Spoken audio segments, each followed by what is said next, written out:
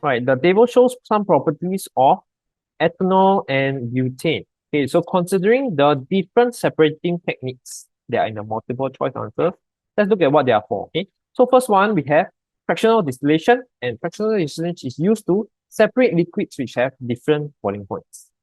And chromatography is used to separate substances which are soluble in the same solvent with different solubilities.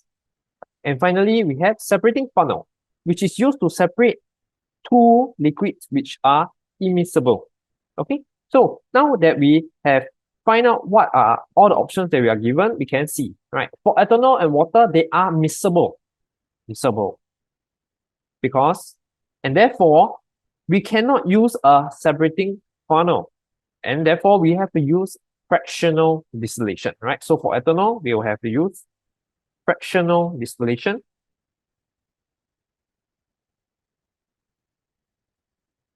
We will cancel option D. And for butane and water, they are immiscible. So we can just simply use a separating funnel. So in this case, so answer is only